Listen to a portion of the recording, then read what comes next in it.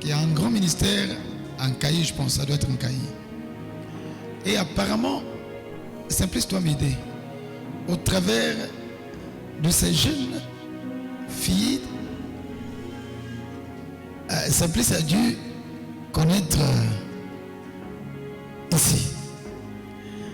Alors, au travers de Simplice, j'ai pu obtenir la grâce d'être invité à ce type de formation à l'église La Grâce, où finalement Papa Roger et toute son équipe Fire Ministries avaient organisé cette formation portant sur l'évangélisation productive.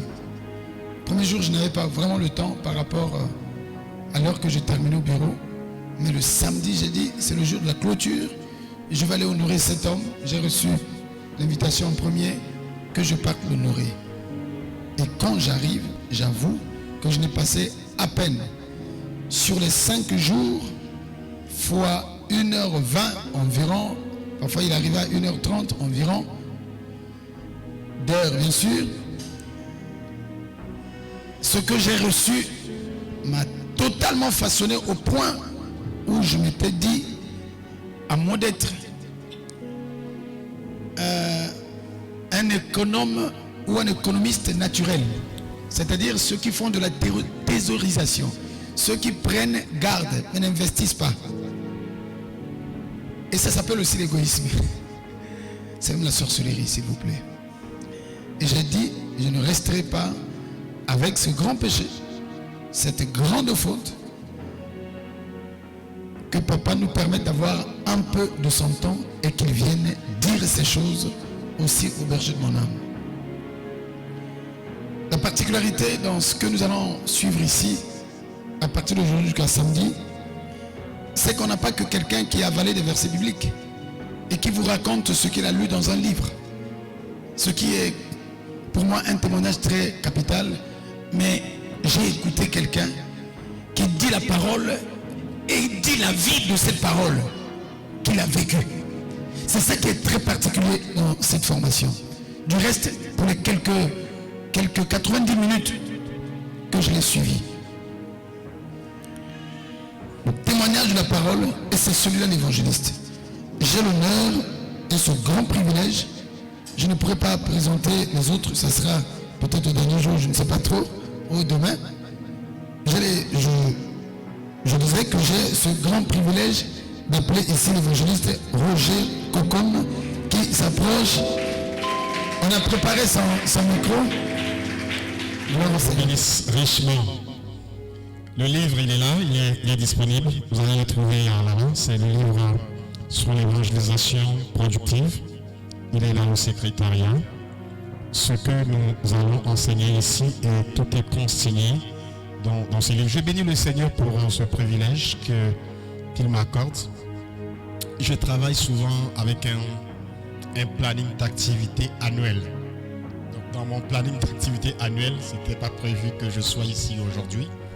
Mais il a plu à Dieu par la vision, la pensée éclairée de son serviteur, qu'il puisse avoir modification sur mon planning annuel. N'eût été sa dextérité, sa vision, sa pensée éclairée, je ne serais pas ici. Je bénis le Seigneur pour le pasteur Gervais. Merci beaucoup. Que Dieu le bénisse abondamment. Amen. Un homme très humble, et comme la Bible dit que c'est les humbles hériteront la terre. Et je crois que cet homme est héritier non seulement de cette terre, mais de ce pays. Il dit que si tu es docile, vous mangerez les meilleures productions de ce pays. Et je bénis le Seigneur aussi pour vous. Mon histoire avec l'évangélisation remonte depuis 2006. J'étais déjà prédicateur, j'étais déjà berger, je dirigeais déjà des églises.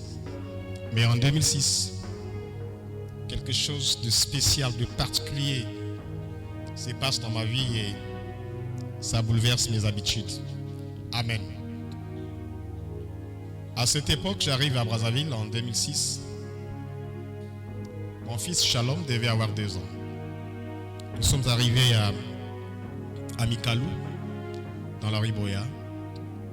J'avais un neveu qui habitait avec moi. Et je l'ai envoyé quelque part. Et quand lui il va, mon jeune fils de 2 ans l'a suivi.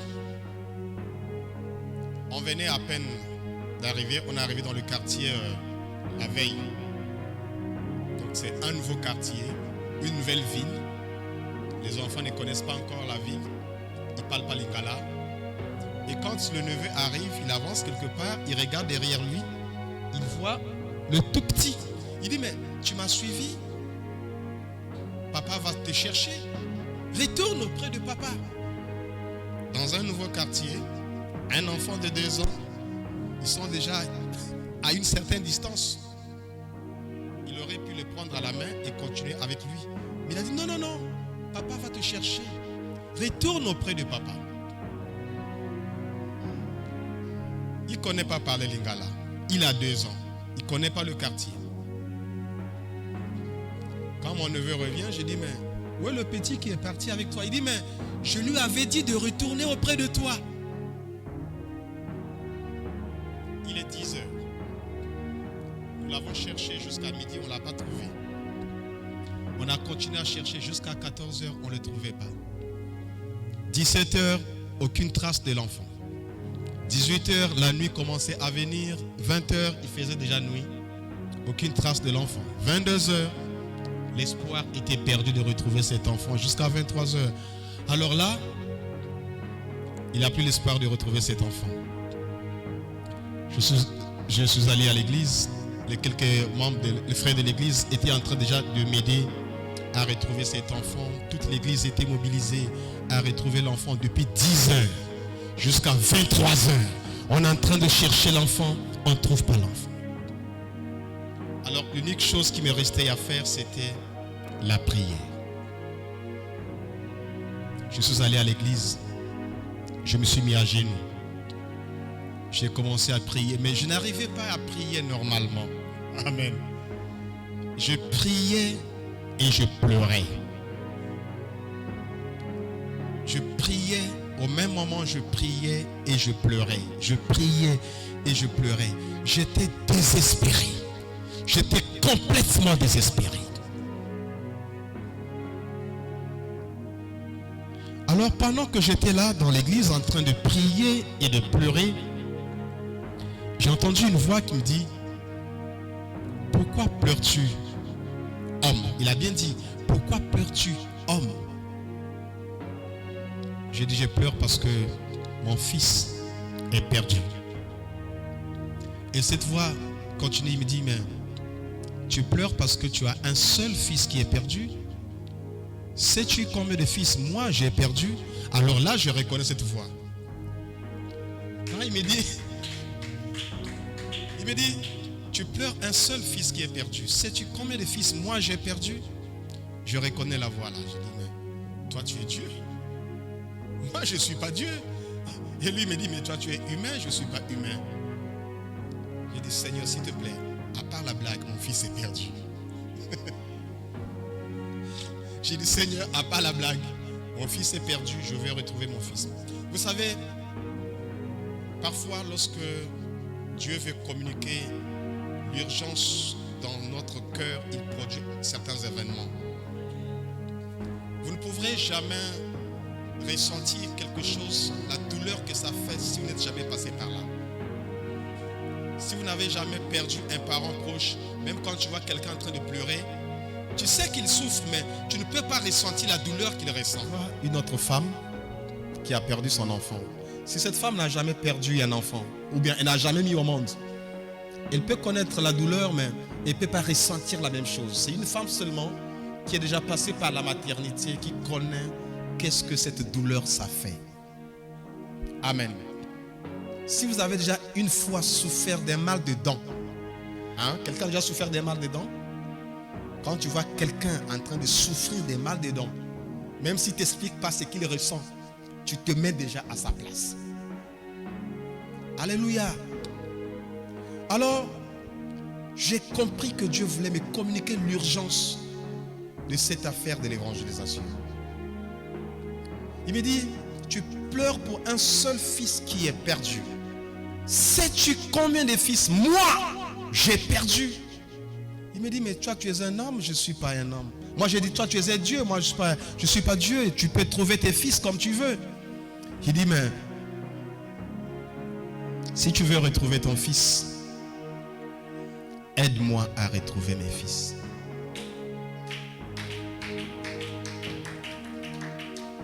Il me dit, si tu veux retrouver ton fils, aide-moi à retrouver mes fils.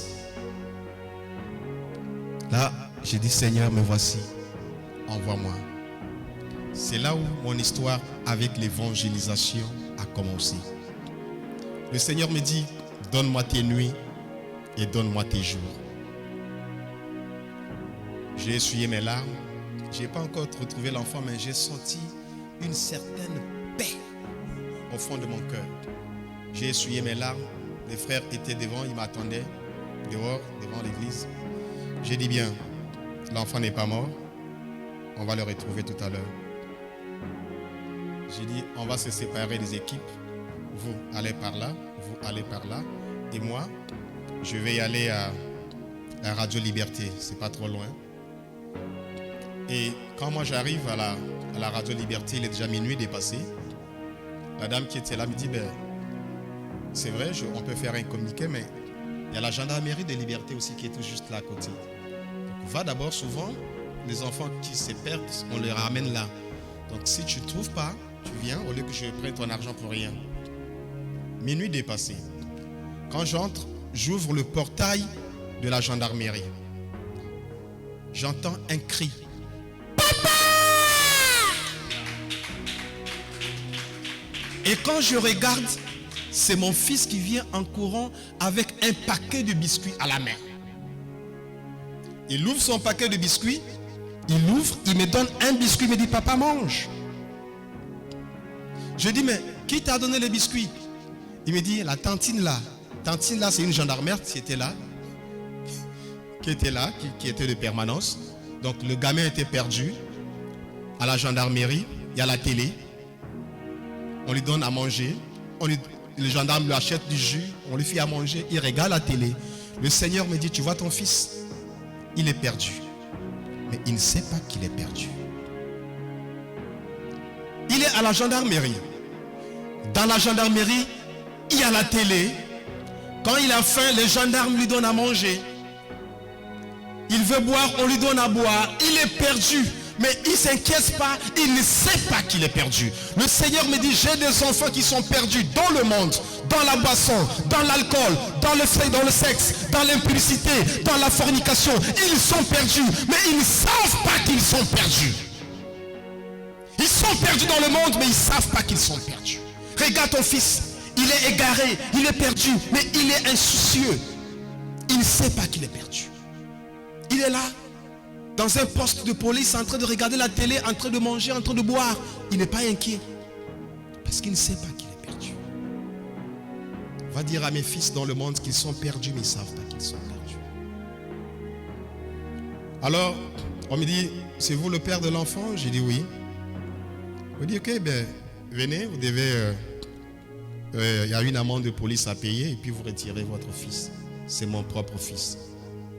Pour récupérer mon propre fils que je n'ai pas mis dehors, lui-même il s'est égaré. C'est lui-même qui s'est égaré et moi je dois payer pour ramener mon propre fils. J'ai payé. Le Seigneur me dit, tu vois ton fils, il s'est égaré, il est perdu. Mais il ne sait pas que tu as payé la rançon pour racheter ton propre fils.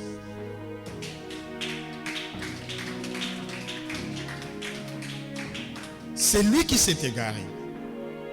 Mais pour que tu ramènes ton propre fils à la maison, tu dois payer une rançon. Tu dois payer un prix de rachat. Va dire à mes fils, ils sont perdus, mais il a 2000 ans déjà. Pour eux, j'ai payé un prix de rachat. Pour que eux, ils soient libres. Ils ne peuvent plus être captifs. Le prix a été payé à la croix. Il y a 2000 ans, moi le Père de gloire, je suis allé à la croix, je versais la caution, je versais le prix. Dis à mes fils qui sont perdus que j'ai payé le prix pour leur rançon. C'est là que mon histoire avec l'évangélisation a commencé. Depuis ces jours, je lui ai donné mes nuits, je lui ai donné mes jours.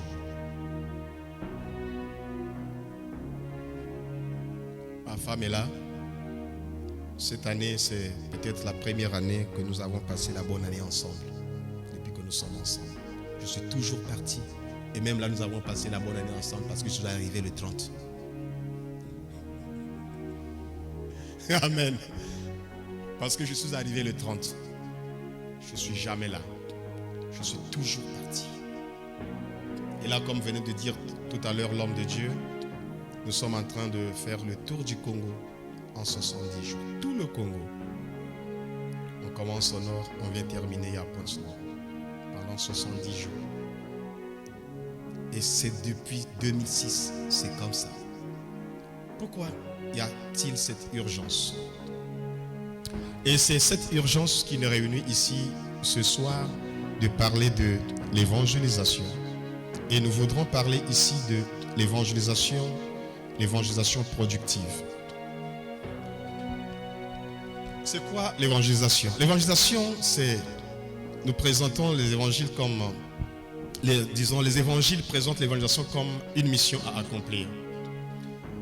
Le mot mission, c'est un mandat, une responsabilité confiée par Dieu à chaque chrétien de faire des disciples et de les intégrer dans l'Église. Le Seigneur Jésus a appelé ses premiers disciples à devenir des pêcheurs d'hommes. Lorsqu'il a vu les premiers disciples, il a dit: suis-moi, je ferai de toi un pêcheur d'hommes. Un pêcheur d'hommes, c'est lui qui pêche les hommes, c'est lui qu'on appelle gagneur d'âme en fait. Et avant de quitter physiquement cette terre, il leur a ordonné d'annoncer l'évangile à toute la création et de faire de toutes les nations les disciples. L'évangélisation, c'est l'ordre suprême du Seigneur Jésus à son Église. Toute l'Église et tous disciples a la mission de gagner les âmes pour que celles-ci deviennent à leur tour des disciples de Jésus. Cependant, à l'instar d'autres domaines du service chrétien, notre mandataire veille à la qualité des résultats que nous produisons dans l'évangélisation. Donc, il ne s'agit pas seulement d'aller évangéliser, mais l'important, c'est d'aller évangéliser et de produire des résultats. C'est pour cela que nous parlons ici de l'évangélisation productive. Nous devons travailler de manière systématique afin que notre effort dans l'évangélisation soit productif, que nous ayons des résultats qui demeurent. Le but de cet enseignement est de montrer l'importance d'une évangélisation productive et comment la pratiquer, en apportant des réponses aux questions fondamentaux, c'est-à-dire comment invoqueront-ils celui en qui ils n'ont pas cru, comment croiront-ils s'ils n'ont pas entendu parler, et comment entendront-ils parler s'il n'y a personne qui prêche, et comment y aura-t-il des prédicateurs s'ils ne sont pas envoyés. Donc nous donnons ici à l'entrée du jeu la définition de l'évangélisation. Qu'est-ce que l'évangélisation? Le dictionnaire définit l'évangélisation comme l'action d'amener par la prédication, par le livre, à accepter la doctrine évangélique. C'est ce qu'on appelle la christianisation. Mais aujourd'hui, comme dans la suite des temps, pendant les 5 jours que nous sommes ici, nous n'allons pas nous attarder sur la définition du dictionnaire, mais nous allons nous appesantir sur le sens biblique du terme évangélisation. Qu'est-ce que la Bible dit? Dans Ésaïe, le chapitre 43, le verset 10, la Bible dit, je vais lire: vous êtes mes témoins, dit l'Éternel, vous et mon serviteur que j'ai choisi, afin que vous le sachiez, que vous me croyez et compreniez que c'est moi Avant moi, il n'a point été formé de Dieu, et après moi, il n'en aura point. Il dit que vous êtes qui? Voilà, il dit, vous êtes mes témoins. Et dans Jean, le chapitre 15, le verset 27, la Bible dit, vous aussi, vous rendrez témoignage parce que vous êtes avec moi dès le commencement. Vous rendrez quoi? Témoignage. Vous êtes qui? Mes témoins. Et vous rendrez quoi? Ne peut rendre un témoignage qu'un témoin. Amen. Si vous n'êtes pas témoin, vous ne pouvez pas rendre un témoignage. À moins que vous fabriquez un témoignage. Et dans Actes des Apôtres, le chapitre 1, le verset 8, la Bible dit, mais vous recevrez une puissance, le Saint-Esprit survenant sur vous, et vous serez mes témoins à Jérusalem, dans toute la Judée, dans la Samarie, jusqu'aux extrémités de la terre. Amen. C'est de faire de nous des témoins. Le mot-clé dans tous ces versets que nous venons de lire, c'est témoin. Il est donc clair que l'évangélisation est par définition le témoignage du chrétien. Amen. Et par définition, le témoignage du chrétien. Donc en français facile, évangéliser, ça veut dire témoigner. Évangéliser veut dire témoigner. En français facile. L'évangélisation consiste à faire connaître le message du salut à une personne qui n'est pas en Christ. Une personne peut appartenir à une religion, fréquenter une église et ne pas être sauvée. Amen. On peut appartenir à une religion. On peut fréquenter une église, mais ne pas être sauvé. Mais l'évangélisation, ce n'est pas amener les gens à l'église, mais c'est amener les gens à Christ. C'est faire connaître le message du salut à une personne qui n'est pas en Christ. C'est ça l'évangélisation. Voilà pourquoi tout à l'heure j'ai défini ça comme la christianisation. L'évangélisation, c'est la christianisation. Donc amener quelqu'un qui n'est pas en Christ à accepter Christ au travers de votre message. Et ça, c'est fait par le témoignage. Évangéliser, ce n'est pas discuter, mais annoncer, proclamer le message. C'est Dieu qui convainc les cœurs de ceux à qui nous parlons. Évangéliser signifie annoncer la bonne nouvelle. Le monde entier doit savoir que Jésus est mort pour les péchés des hommes. Désormais, celui qui croit en Jésus reçoit par lui le pardon des péchés, la guérison et les bénédictions rendues possibles par l'œuvre de Dieu à la croix. C'est ça l'évangélisation. Faire comprendre aux gens, malgré tout ce qui se passe dans le monde aujourd'hui. Vous voyez, il se passe tellement de choses dans le monde, n'est-ce pas? Parfois on se pose la question, mais est-ce que Dieu est là présent? Ça me fait penser à une histoire d'un homme qui va voir un coiffeur, un chrétien, un très bon chrétien, qui va se faire coiffer dans un salon de coiffure. Les coiffeurs, parfois, ils sont comme des taximens, ils sont un peu bavards, ils engagent des conversations avec des clients et tout. Et le coiffeur qui est en train de coiffer est en train de bouder. Vraiment, Dieu n'existe pas, quoi. Parce que ce qui se passe dans ce monde, tu vas là, c'est des bébés noirs, des assassinats, des trucs, beaucoup de choses qui se passent dans ce monde. Si Dieu existait, pourquoi il y a toutes ces choses? Tremblement de terre par ici, volcan par là, crash d'avion par-ci, par-là. Il y a tellement de mauvaises choses qui se passent dans ce monde. Maintenant là, la sodomisation, les gens deviennent des lesbiennes, des pédés et toutes ces choses. Si Dieu existait, pourquoi il laisse ces choses se passer? Et le chrétien ne voulait pas engager le débat. Il est resté calme. Il a fait comme s'il encaissait le coup. On a fini de le coiffer. Et quand on a fini, il a payé. Après, il dit, monsieur le coiffeur, je voudrais quand même vous annoncer que apparemment dans cette ville, il n'y a pas de coiffeur n'existe pas. Il dit, mais c'est invraisemblable. Je viens tout à l'heure de te coiffer. Regarde ta tête, comment tu es. Il dit, mais s'il y avait des coiffeurs, regarde-moi ces gens, comment ils sont mal coiffés dans la rue. Regarde celui-là avec beaucoup de cheveux. Regarde celui là-bas avec une barbe sale. Regarde. Il dit, mais je suis le coiffeur. Je suis là. C'est à eux de venir vers moi. Il dit, viens là. Dieu existe. Mais nous avons mis Dieu dehors. Comment vous voulez que Dieu intervienne dans nos vies?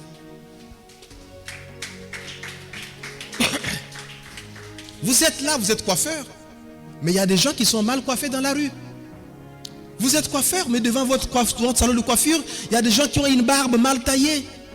Il dit, mais je ne peux pas aller coiffer tout le monde dans la rue. Je coiffe ceux qui viennent dans mon salon. Et oui, Dieu dit oui. Le frère dit oui. Dieu s'occupe de ceux qui viennent à lui.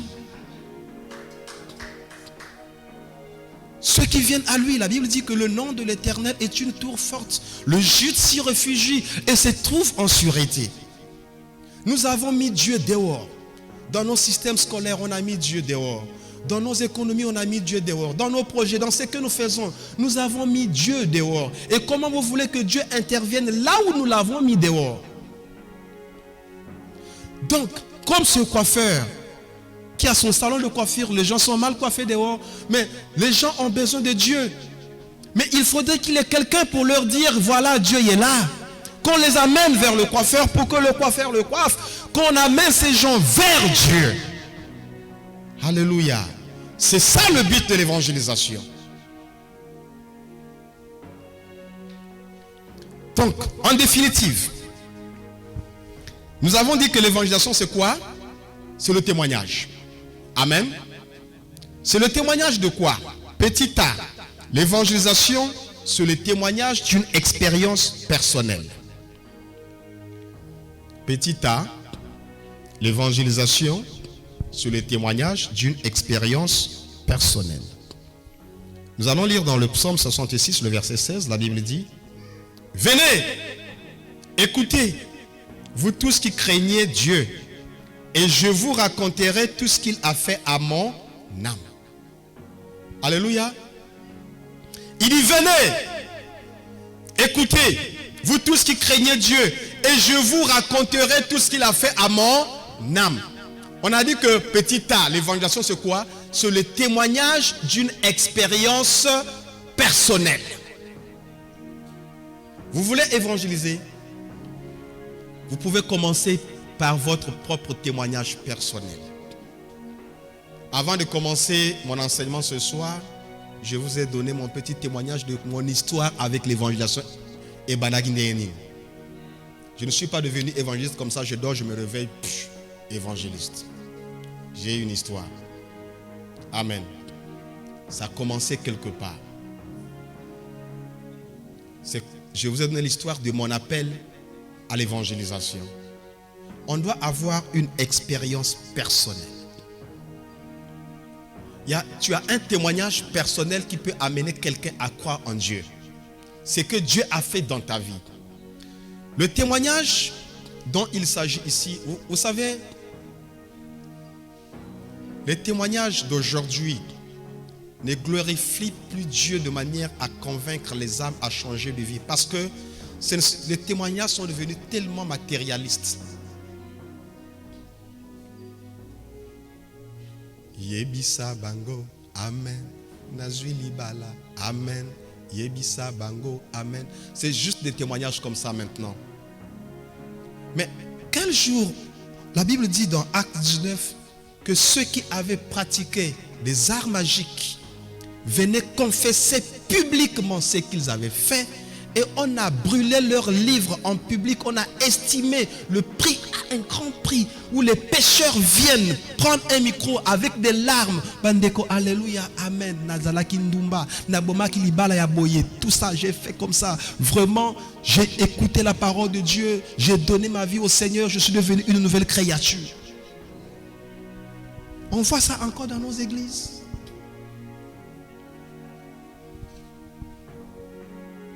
Les témoignages que nous témoignons aujourd'hui, c'est des témoignages de gens. Non, moi j'avais tel problème, quelqu'un m'a partagé 100 000. Ce n'est pas mauvais. Ce n'est pas du tout mauvais. Lorsque la Bible dit que Satan, le diable, le serpent ancien, ils l'ont vaincu à cause du sang de l'agneau et par les paroles de leur témoignage. Vous pensez que le témoignage de mariage, l'apôtre Paul dit, je n'ai point honte de l'évangile car c'est une puissance de Dieu pour le salut de quiconque croit. La puissance qui fait tomber Satan, le diable, c'est pas que non, j'étais célibataire, je me suis marié. C'est le témoignage de l'évangélisation. C'est par le témoignage de l'évangélisation que nous allons reconquérir des territoires qui étaient occupés par l'ennemi. L'urgence est de grande taille. Vous savez, regardez ce que le monde actuel nous représente comme tableau. Vous allez voir qu'il y a une urgence. Je ne vais pas aller dans d'autres pays, mais regardons seulement dans notre pays, le Congo. Je ne vais pas voir ce qui est ailleurs. Mais ce qui se passe au Congo, si vous avez les yeux, ça veut dire que vous êtes obligé d'évangéliser. Amen. Parce que l'absence de l'évangélisation nous met notre propre vie en danger, notre pays en danger, nos dirigeants en danger. Je vous explique ça en quelques termes clairs. Le premier point que je vais vous noter ici aujourd'hui, l'insécurité, la prolifération des bandits armés, des bébés noirs et toutes ces choses, ce n'est pas la police qui va éradiquer ça, c'est l'évangile. Pourquoi je dis que c'est l'évangile qui peut éradiquer ça? La force de ces petits, de ces bébés noirs, de ces bandits armés, c'est les religions des Ngunza et les féticheurs. Amen.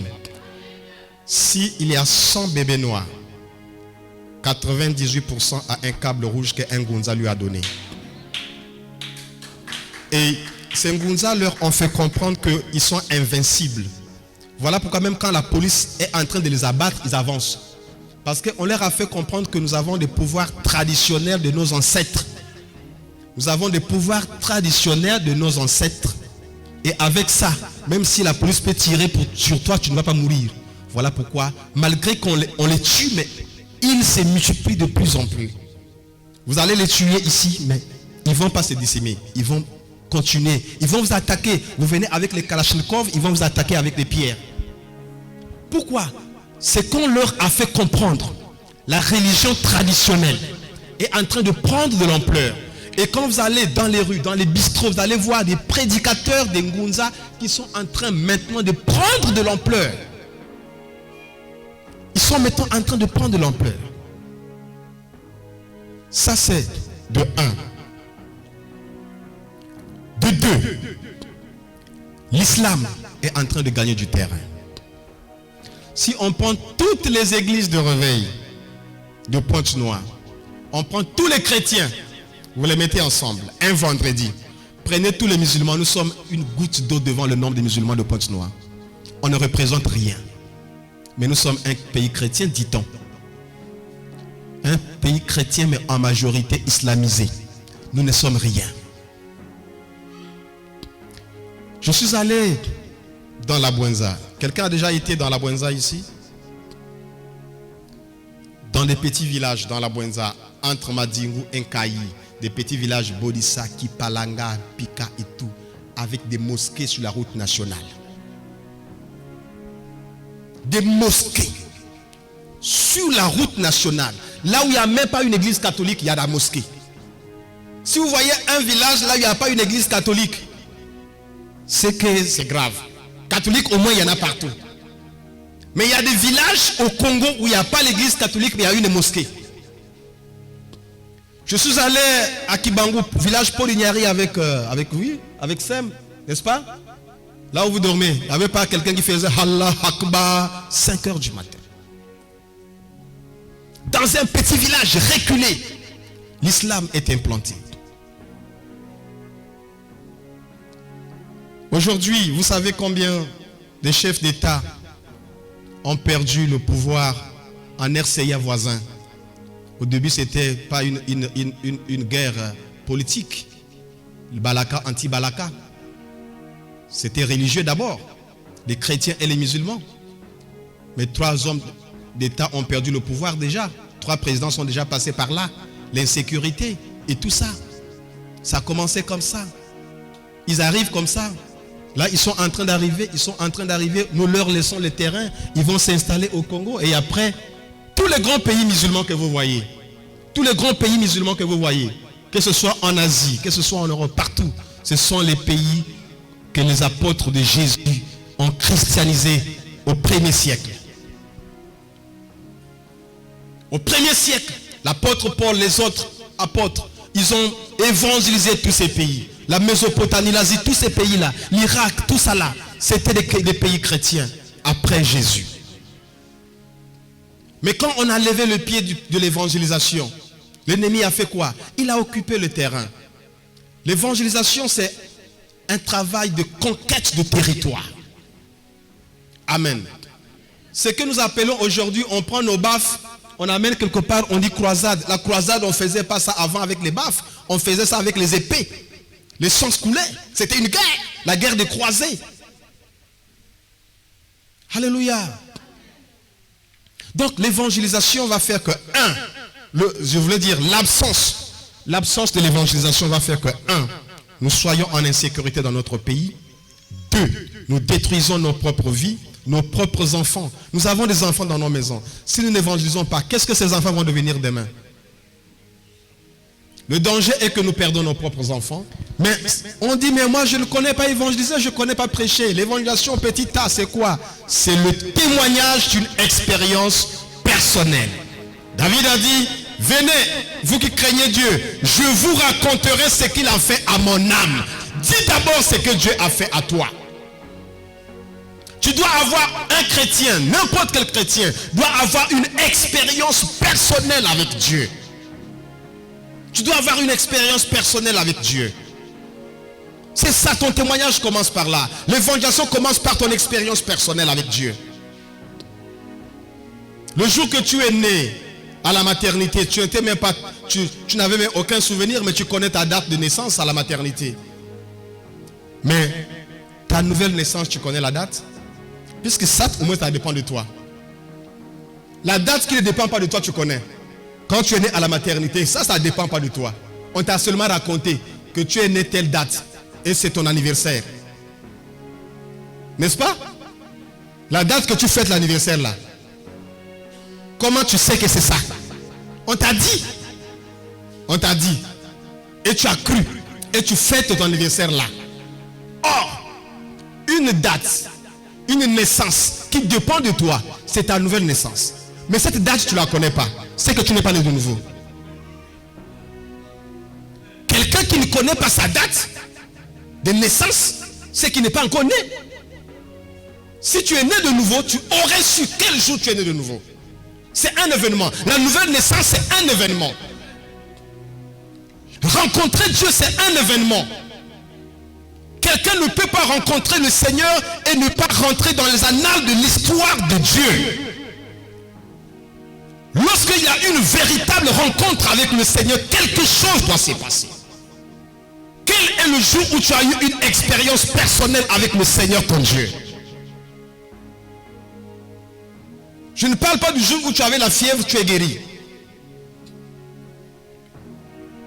Actes chapitre 22, le verset 14. Et il dit, le Dieu de nos pères t'a destiné à connaître sa volonté, à voir le juste, à entendre les paroles de sa bouche. Verset 15. Car tu nous serviras de témoin auprès des hommes de choses que tu as vues et entendues. Voyez l'ossature de l'appel de Paul. Quand Dieu appelle Paul, c'est sur ces termes-là. Il dit, tu lui serviras de témoin. Et quand l'apôtre Paul va, son expérience sur la route de Damas, c'est par là qu'il commence. Quand Paul a commencé à prêcher, il n'a pas commencé à prêcher. Alléluia, la Bible dit non. Il a commencé à prêcher ce qu'il a vécu sur la route de Damas. Et c'est comme ça que les gens ont commencé à croire en lui. Ton expérience personnelle avec le Seigneur. Petit B.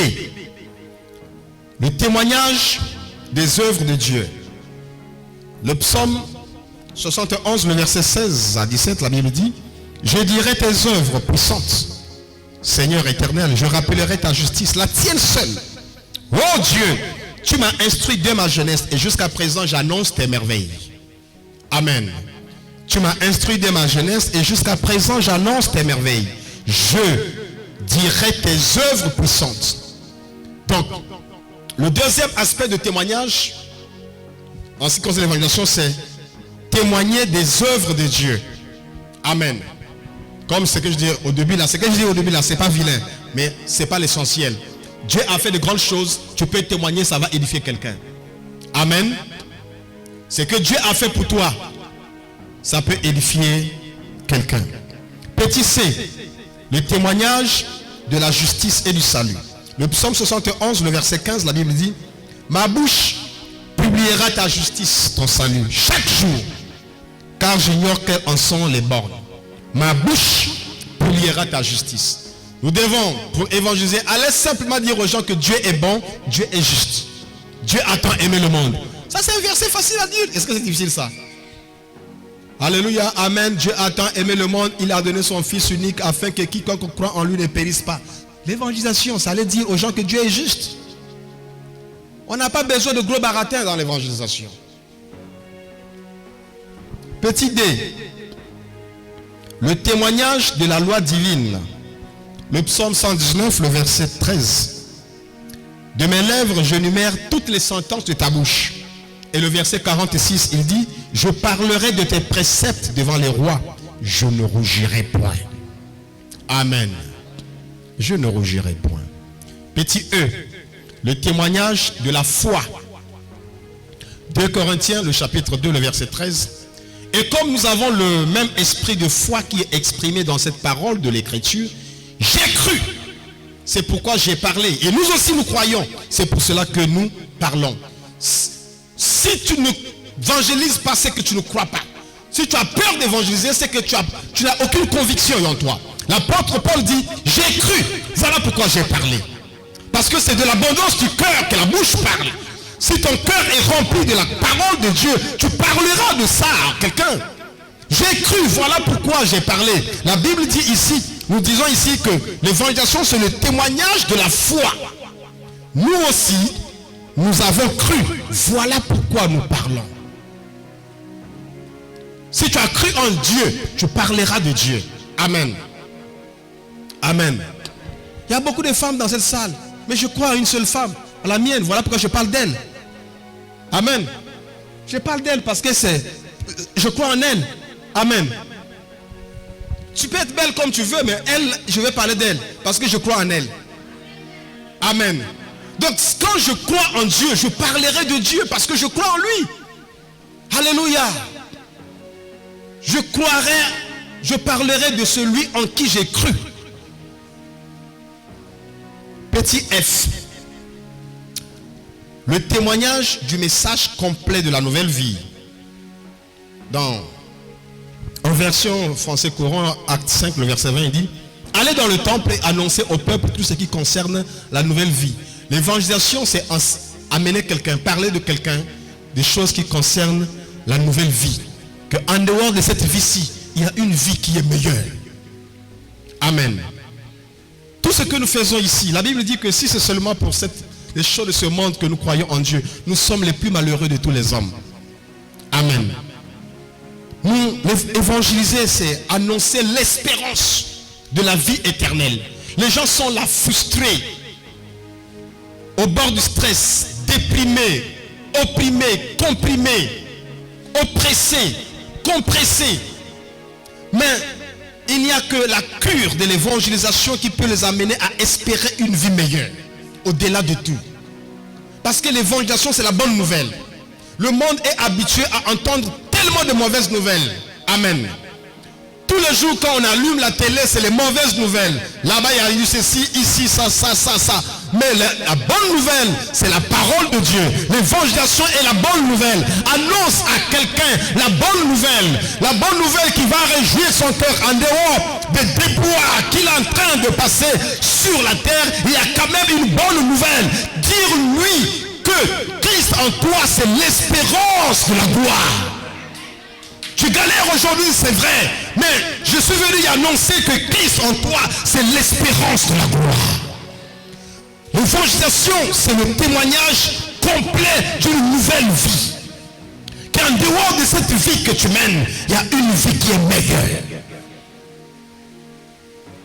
Et enfin, petit G, l'évangélisation, c'est le témoignage de l'œuvre de la croix. Acte 5, le verset 30 à 32. Le Dieu de nos pères a ressuscité Jésus, que vous avez tué en le pendant au bois. Dieu l'a élevé par sa droite comme prince et sauveur, pour donner à Israël la repentance et le pardon des péchés. Nous sommes témoins de ces choses. Voyez le mot témoin. Nous sommes témoins de ces choses.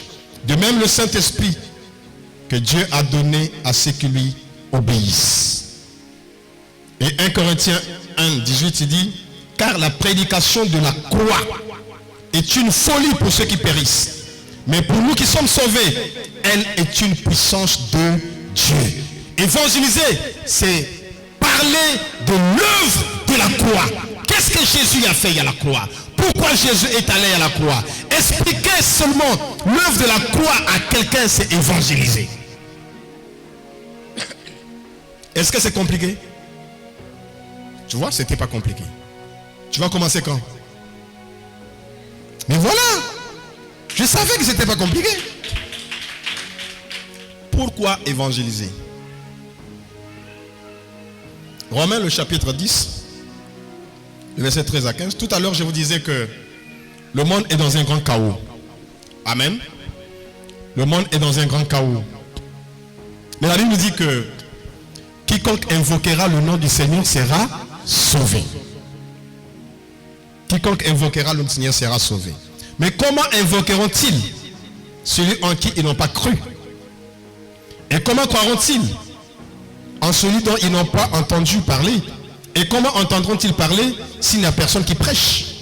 Et comment y aura-t-il des prédicateurs s'ils ne sont pas envoyés? Selon qu'il est écrit qu'ils sont beaux, le pied de ceux qui annoncent de bonnes nouvelles. Amen.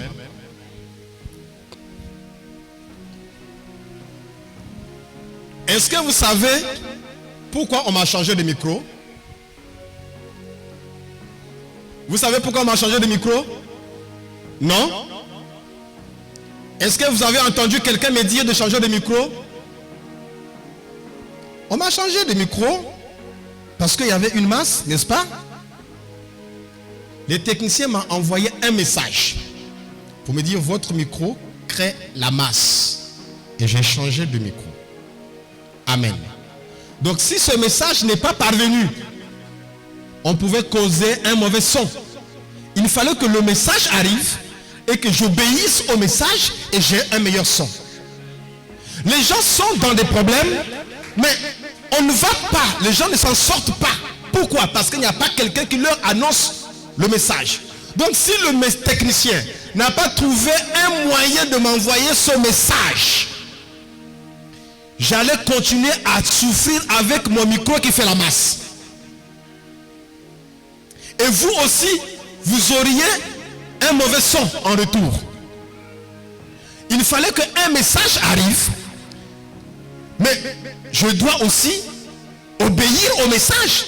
Il ne suffit pas seulement d'écouter le message, mais il faut aussi obéir le message. Si je dis, ah non, non, non, mon micro là, depuis que je suis prédicateur, je voyage avec mon micro, je ne prêche qu'avec mon micro, on n'aurait pas le bon son que nous avons ici.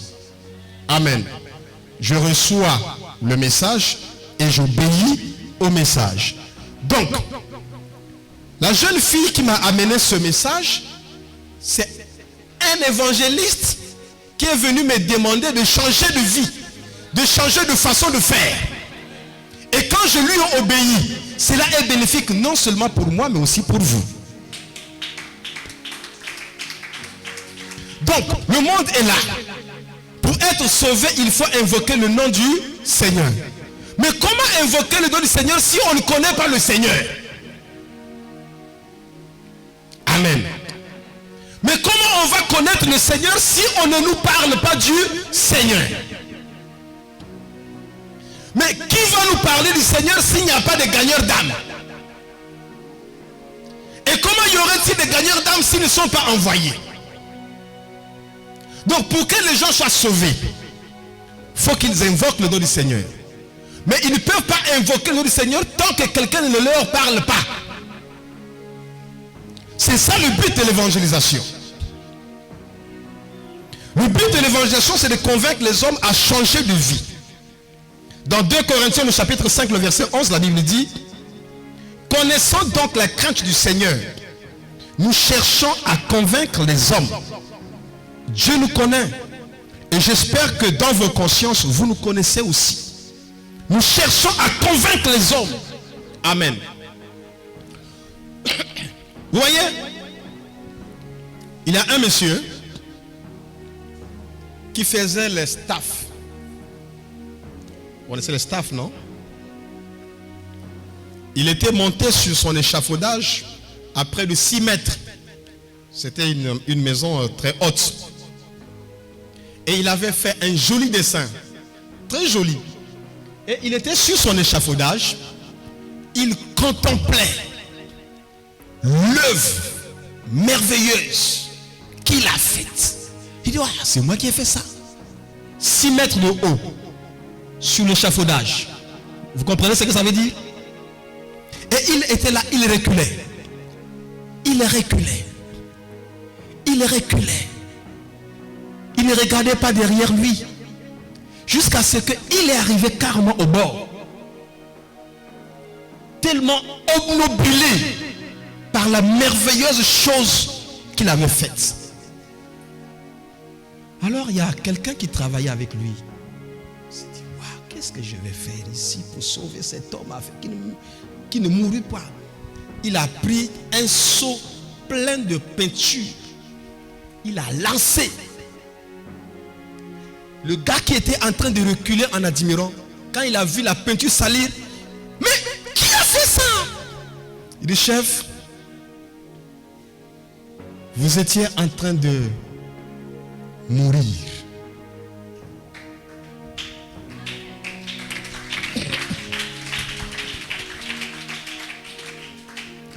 J'ai détruit votre œuvre pour sauver votre âme. Un évangéliste, c'est quelqu'un qui voit le danger devant la personne qui ne voit pas lui-même le danger. Et qui vous annonce la voie que vous devez suivre. La Bible dit qu'une voie paraît juste devant un homme, mais son issue peut être catastrophique. Quelqu'un peut penser que la voie qu'il est en train de suivre est une bonne voie. Mais ce n'est pas parce qu'au début c'est bon, mais la fin. Mais l'évangéliste connaît que la personne là est dans le péché. S'il continue dans le péché, il finira en enfer. Il faut déjà lui avertir pour qu'il change de voie. Parce que quand on parle de repentance, la repentance c'est carrément changer de direction. Amen. La repentance, ça veut simplement dire changer de direction. Changer de direction. Vous êtes en train de marcher sur une voie. Et quand on vous dit repentez-vous, ça veut dire faites demi-tour. Quand vous marchez, j'ai ici en face de moi la lumière, n'est-ce pas? Je fais face à la lumière.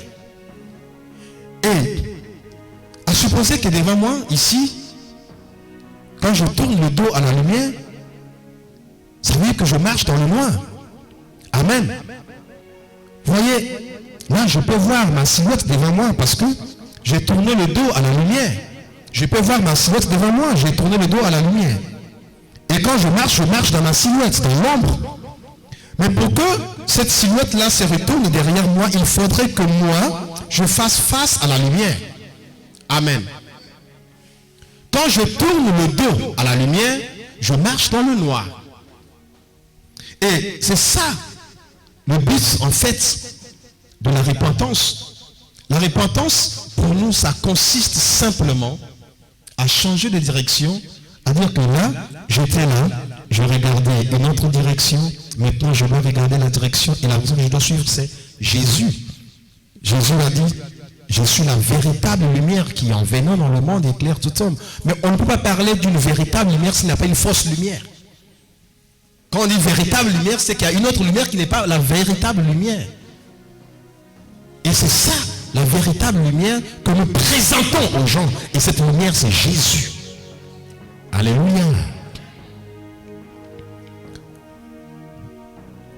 Je prie le Seigneur que, à l'issue de ces 5 jours d'enseignement, nous allions à la conquête non seulement de Vindelou, mais de notre pays, le Congo. Évangéliser, c'est arracher les âmes de la puissance de Satan. Quelqu'un peut nous aider à lire Actes des Apôtres, le chapitre 26, le verset 16 à 18. Actes 26, verset 16 à 18. D'abord, ministre et je vous ai dit que l'évangélisation c'est le témoignage. Le mot témoin là, vous allez remarquer qu'il revient toujours. Je te suis apparu pour t'établir ministre et témoin. Oui, allez-y.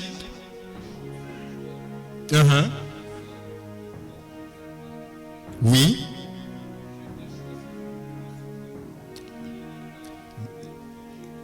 Très bien. Restez debout un instant. Il dit, je t'ai choisi du milieu de ce peuple et du milieu des païens vers qui je t'envoie. Je veux qu'on s'arrête là un instant. Je t'ai choisi du milieu des païens vers qui je t'envoie. Il t'a choisi, tu étais où? Et il t'envoie où? Je t'ai choisi du milieu des païens vers qui je t'envoie. Or, nous voyons qu'aujourd'hui, notre évangélisation, ce n'est plus vers les païens. Nous évangélisons maintenant les chrétiens des autres églises. La Bible dit que je t'ai choisi du milieu des païens vers qui je t'envoie. Tu étais païen. Je t'ai ressorti du milieu des païens pour que tu sois un témoin, pour que tu puisses, par ton témoignage, convertir les autres païens. L'évangélisation, ce n'est pas aller faire la pêche dans l'aquarium des autres. Tout serviteur de Dieu, peu importe ton ministère, je m'en fiche, mais aussi longtemps que tu fais une campagne de calomnie pour prendre les âmes des autres églises, c'est la pêche dans l'aquarium. Et ça, c'est pas l'évangélisation. L'évangélisation, c'est pour aller gagner les âmes. Tu étais païen, va vers les païens, ramasse les païens, amène-les à l'église. On ne pêche pas dans l'aquarium des autres. Celui qui vient pêcher dans mon aquarium est un voleur et un brigand. Vous connaissez l'aquarium? Hein? Dans mon salon, j'ai mon aquarium là, avec mes petits poissons. Dans mon salon, hein? En vitre. J'ai mis un peu de poissons en vitre là pour décorer mon salon. Et toi, tu viens faire la pêche dedans. Tu es correct? La mer est juste là à côté. Et toi, tu préfères venir pêcher dans mon aquarium. Du confit. Du condo. Hein? C'est pas sérieux. Il y a des serviteurs de Dieu qui ne font que ça. Campagne de dénigrement. Ils ne pêchent que dans les aquariums des autres. Ils ne trouvent des nouvelles âmes que dans les églises des autres. Tu veux des chantes, forme tes chantes. Oh non, quitte là-bas, viens chez moi, je vais te faire un salaire. Tu sais quoi? Ton salaire va payer une âme. Si tu veux faire tes chantes, fabrique tes propres chantes, forme-les. Tu veux des gagneurs d'âmes, forme-les. Tu veux des intercesseurs, faut les former. Ça ne sert pas d'aller prendre pour chez les autres. Viens là-bas, quitte là-bas, église Abel Malungave, puis d'un côté à Beto. Nous voulons bâtir une église forte. Allez-y mon cher ami. Le verset 18. Afin que tu leur ouvres les yeux. Je t'ai envoyé, je t'ai choisi du milieu des païens vers lesquels je t'envoie afin que tu leur ouvres les yeux. Eux, ils sont des païens. Je t'envoie vers les païens pour que tu leur ouvres les yeux. Oui. Pour qu'ils passent des ténèbres à la lumière. Pour qu'ils passent des ténèbres à la lumière. et de la puissance de Satan à Dieu. De la puissance de Satan à Dieu. L'évangélisation, c'est ça. Les gens sont sous la puissance de Satan. Un évangéliste, un gagneur d'âme. On appelle ça quoi? Gagneur d'âme. Donc, aller gagner une âme qui est possédée par Satan. Tu l'enlèves de la puissance de Satan et tu l'amènes à Dieu. Tu le fais sortir des ténèbres et tu l'amènes à la lumière. C'est ça l'évangélisation. C'est fini? Pour qu'ils reçoivent par la foi en moi le pardon des péchés et l'héritage avec les sanctifiés. Voilà. Donc le but de l'évangélisation, c'est d'amener les païens à recevoir le pardon des péchés. Amen. C'est pour amener les païens à recevoir le pardon des péchés. Voilà pourquoi un gagneur d'âme, que ce savait ma soeur, ma kangu, qu'on a évangélisé, parce que tu vas l'empêcher de se convertir. Parce que ma kangu que se convertir d'Yahvé. Au lieu de le délivrer, tu en fais 2 fois plus fils de la Guyenne.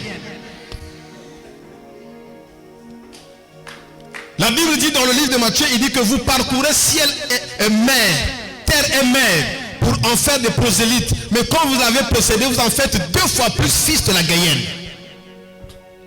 Il y a des gens qui sont devenus plus païens dans l'église que lorsqu'ils étaient païens dans le monde. Parce que les expériences qu'on lui fait vivre dans l'église. Non, parfois il y a des choses, quand on écoute ça, ça révolte même. Écoutez, il y a un musicien dans le monde qui chante quelque chose du genre quelque chose comme ça. Hein? Vous connaissez la chanson? Comment on dit ça? C'est comme ça, non? Comment on appelle le musicien là? Fali. Il dit quelque chose comme ça. Bon, maintenant, nous serviteurs de Dieu, quand on écoute ça, bon, toi tu sais qu'il y a une païenne qui était dans le monde. Dans le monde là-bas, elle était prostituée. Elle est venue pour donner sa vie au Seigneur. Et dès que le pasteur apprend que la fille là était prostituée dans le monde, lui aussi il veut. Après, la sœur en question est allée dire à Fali et Fali a chanté.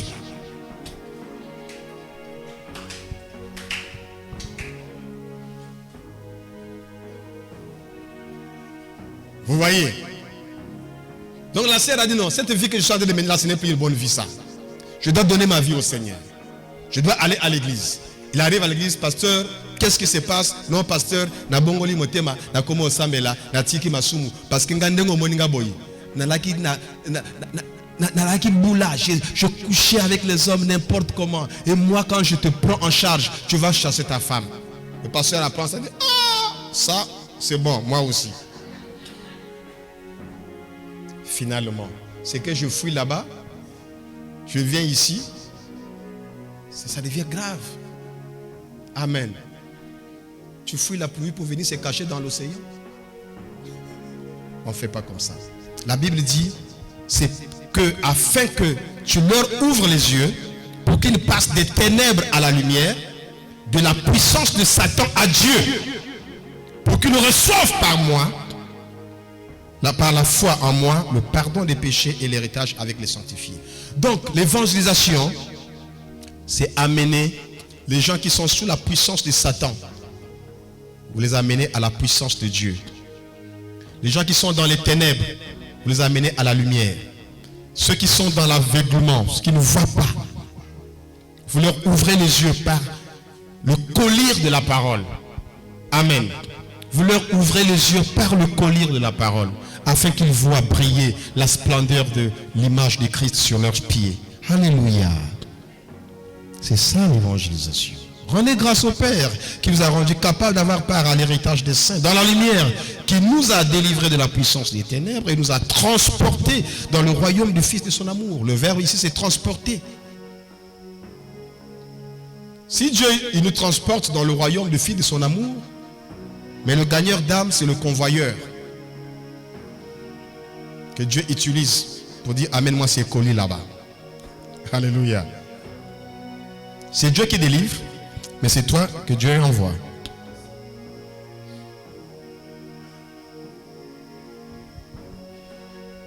L'évangélisation, c'est un canot de sauvetage des mondes en naufrage. Noé n'était pas seulement le constructeur de l'arche, mais la Bible dit dans 2 Pierre, le chapitre 2, le verset 5, que Noé était un prédicateur de la justice. Alors, ne bâtissons pas seulement des arches, mais sonnons aussi la trompette de l'évangile pour les remplir. Amen. Nous ne devons pas seulement bâtir des arches qui seront vides, mais on doit les remplir. Et non seulement les remplir, mais j'ai souvent l'habitude de dire que, en tant que prédicateur, je ne veux pas être ce prédicateur qui est comme le chargeur de bus. Vous connaissez le chargeur de bus?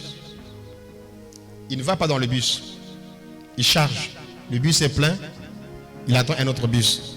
Il est là. Talanga Mikalou, Talanga Mikalou, Talanga Mikalou. Le bus est plein. Le bus là est parti. Et il attend un autre bus. Gamako Soso Proji. Il attend un autre bus. Il est là. Il ne fait que charger les bus qui vont. Et lui, il reste. Je ne veux pas être le pasteur qui, en train de crier, les gens sont rentrés au ciel et je suis resté sur la terre. Vous savez que si on va partir, Mour aussi Nakati. Et puis on va. Amen. On ne doit pas être un chargeur de bus. Un évangéliste, ce n'est pas un chargeur de bus qui dit aux gens de changer de vie et lui-même ne veut pas changer de vie. Tu dis aux gens de se repentir, toi-même tu ne veux pas te repentir. Tu dis aux gens d'abandonner le péché, toi-même tu accrois à ton péché. Non, nous évangélisons non seulement par la parole, mais aussi par les actes. Parce que la Bible dit que nous sommes une épître vivante, lue et connue de tous. On nous lit plus qu'on lit la Bible. Alléluia. Un monsieur qui marche avec son fils, il dit à son fils, cet endroit est très dangereux. Fais attention là où tu mets ton pied. Le fils dit, papa, toi fais attention là où tu mets ton pied parce que je mets le mien derrière le tien.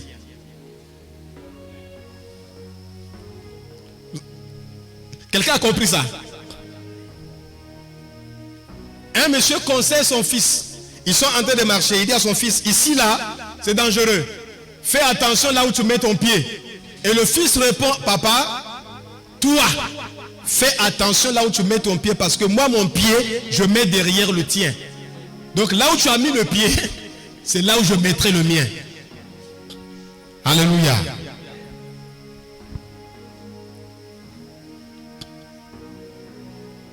Donc, nous devons évangéliser parce que le Seigneur nous le demande. La Bible nous montre la position du païen face à Dieu et tout pécheur aux yeux de Dieu est une âme perdue. Tout pécheur est mort spirituellement aux yeux de Dieu et tout pécheur est privé de la gloire de Dieu. Dieu veut que tout le monde soit sauvé. Et pourquoi nous évangélisons aussi? Quelqu'un va nous aider à lire dans Ézéchiel le chapitre 33, le verset 11. Et je vais rapidement prendre le dernier chapitre pour aujourd'hui. Ézéchiel 33, verset 11. Ézéchiel 33, le verset 11. Dis-leur, je suis vivant. Dit le Seigneur l'Éternel. Ce que je désire, ce n'est pas que le méchant meure, c'est qu'il change de conduite et qu'il vive. Revenez, revenez de votre mauvaise voie. Et pourquoi mourriez-vous, maison d'Israël? Pourquoi nous évangélisons? Dieu ne veut pas que le méchant meure dans sa méchanceté. Tout le monde que vous voyez là, Dieu n'est pas content qu'il meure. Il dit, revenez. À nous d'aller dire aux gens de revenir vers Dieu. L'urgence est là. Nous devons évangéliser. Chers ministres, hommes de Dieu, femmes de Dieu. Chapitre 2, et nous allons terminer là, rapidement. Quelle est la différence entre un gagneur d'âme et un évangéliste? L'évangélisation implique l'action de l'homme qui témoigne à travers plusieurs canaux, le livre, la prédication, les réseaux sociaux et autres, dans le but de faire accepter la doctrine évangélique. C'est là où, comme nous venons de le lire tout à l'heure dans Romains chapitre 10, comment invoqueront-ils celui en qui ils n'ont pas entendu parler. Alors ici, nous allons établir une différence entre un gagneur d'âme et un évangéliste. Qu'est-ce qu'un gagneur d'âme? Un gagneur d'âme. Dans Proverbe 11, le verset 30, la Bible dit, Proverbe 11, verset 30, le fruit du juste est un arbre de vie, et le sage s'empare des âmes. Amen. Le sage s'empare des âmes. Et dans Proverbe 14, le verset 25, la Bible dit, le témoin véridique délivre des âmes. Nous avons dit que l'évangélisation c'est quoi? C'est le témoignage, n'est-ce pas? Et le témoin véridique, un vrai témoin, c'est celui qui fait quoi? Qui délivre les âmes. Le sage s'empare des âmes. Un gagneur d'âme, c'est celui qui délivre des âmes, c'est celui qui s'empare des âmes, c'est celui qui gagne des âmes. C'est ça qu'on appelle un gagneur d'âme. Un gagneur d'âme, c'est le devoir, être gagneur d'âme, c'est le devoir de tout chrétien. Sans condition, sans distinction, sans titre. Tout chrétien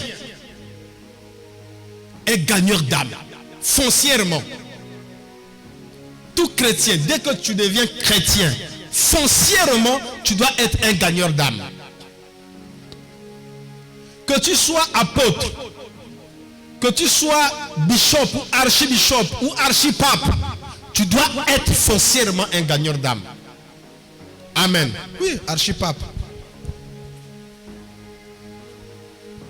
Parce que les titres là, c'est ça maintenant qui tue la chose. S'il y a quelque chose qui est en train de tuer l'évangélisation, c'est les titres. Parce qu'on pense qu'il y a une catégorie de personnes qui sont appelées à évangéliser et il y a une catégorie de personnes qui ne peuvent pas évangéliser. Mais la Bible dit que le sage s'empare des âmes. On n'a pas dit évangéliste, on n'a pas dit gagneur d'âme, le sage. Donc si tu es sage, tu dois aller gagner des âmes. Parce qu'un témoin véridique délivre des âmes. Dans Jacques, chapitre 5, le verset 20, la Bible dit qu'il sache que celui qui ramènera une âme de la voie où il s'était égaré sauvera une âme de la mort. Alléluia. C'est lui qui ramènera un pécheur de la voie où il s'était égaré sauvera une âme de la mort. C'est lui qui ramènera un pécheur de la voie où il s'était égaré sauvera une âme de la mort.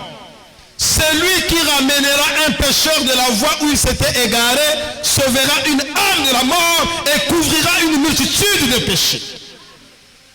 Le gagneur d'âme, c'est celui qui sauve une âme dans le péché. Quelqu'un est vautré dans le péché. Quelqu'un est vautré dans l'impudicité, dans la fornication. C'est lui qui réussit à le faire sortir de là. C'est ça un gagneur d'âme. Et lui, il aura fait quelque chose devant le Seigneur. Amen. Vous savez, laissez-moi vous le dire. Nous avons dans nos églises l'habitude de faire des choses du genre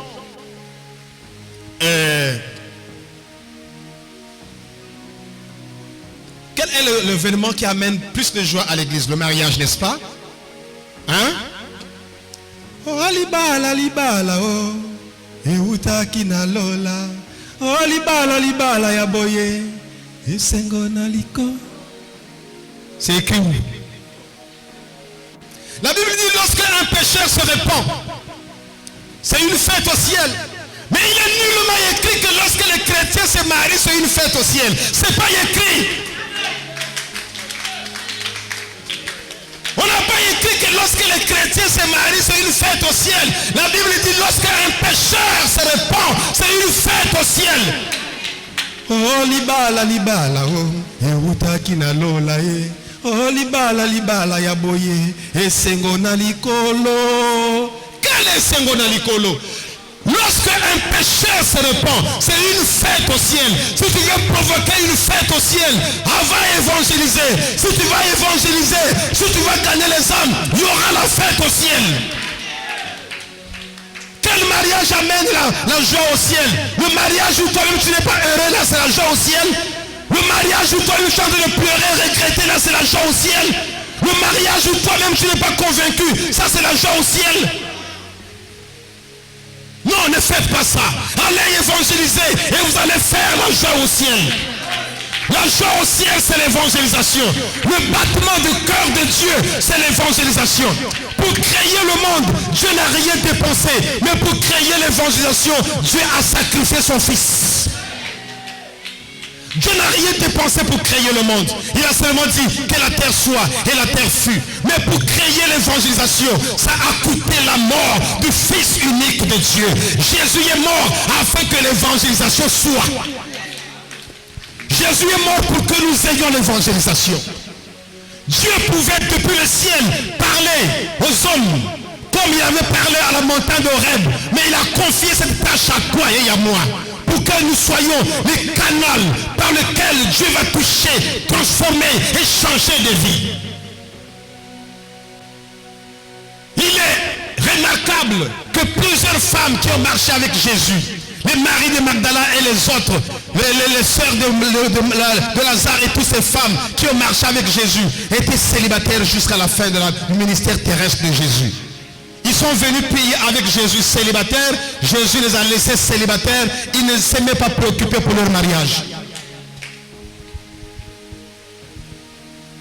Marie de Magdala, célibataire. Toutes ces autres femmes, célibataires. Il y a quelques femmes, jeunes femmes de Susa et ainsi de suite. Mais la plupart des collaboratrices de Jésus, il n'a même pas gêné pour qu'elles se marient. Et toi, quand tu te maries pas, tu commences à changer l'église. La Bible dit que c'est seulement pour les choses de ce monde que nous croyons en Christ. Nous sommes les plus malheureux de toute la terre. Cherchez premièrement le royaume et la justice de Dieu. Et le reste vous sera donné par-dessus. Sachez établir les priorités.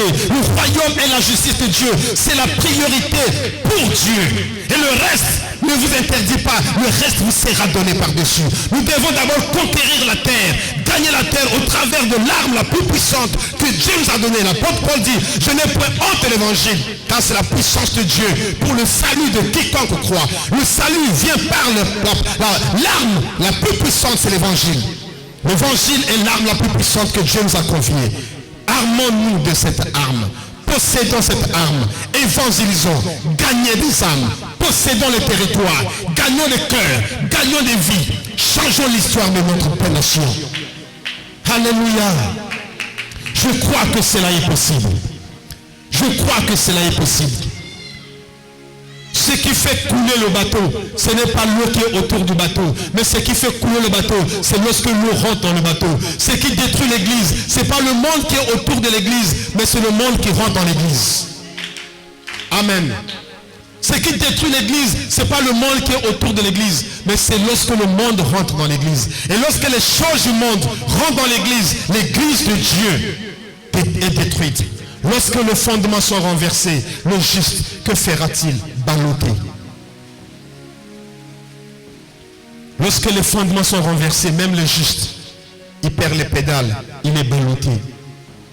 Et aujourd'hui, nous voyons dans l'église de Dieu les choses du monde. Nous voyons dans l'église de Dieu les choses du monde. Nous devons restaurer la place de l'évangile, restaurer la place de la parole, mettre la parole de Dieu à la place de Dieu pour que le cœur soit guéri, pour que le cœur soit sauvé, pour que les âmes soient gagnées à Christ. Ça, c'est au travers de l'évangélisation que nous pouvons le faire. Alléluia.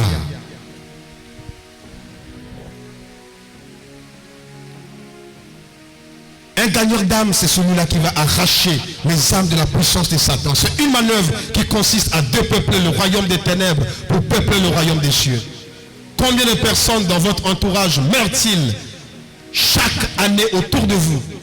Combien croyez-vous sont sauvés? Si depuis que tu es là, dans ton entourage, combien de personnes sont en train de mourir chaque année? Et parmi les gens que toi tu connais, qui sont en train de mourir, tu sais combien sont rentrés au ciel déjà? Tu connais combien de personnes qui sont rentrées au ciel à cause de toi déjà? Et si tu n'évangélises pas, tu connais la responsabilité? Quelqu'un peut nous aider encore dans Ézéchiel 33, le verset 7 et 8, s'il vous plaît? Ézéchiel 33, le verset 7 et 8. Le verset 7 et 8. Et toi, fils de l'homme, J'étais établi comme sentinelle sur la maison d'Israël. Tu dois écouter la parole qui sort de ma bouche et les avertir de ma part. Quand j'ai dit au méchant, méchant tu mourras, si tu ne parles pas pour détourner le méchant de sa voie, ce méchant mourra dans son iniquité et je te redemanderai son sang. Est-ce que c'est pas sérieux ça? Amen. Quand je parlerai au méchant, méchant tu mourras. Il dit, si toi tu ne parles pas au méchant pour l'avertir, il va mourir. Et qui va rendre compte? C'est toi. Toi tu penses que non, le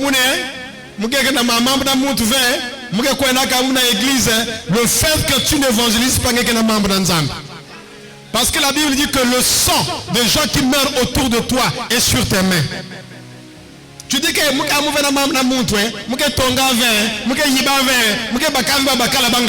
mais le fait de ne pas évangéliser, il dit, quand je dirai au méchant, méchant tu mourras.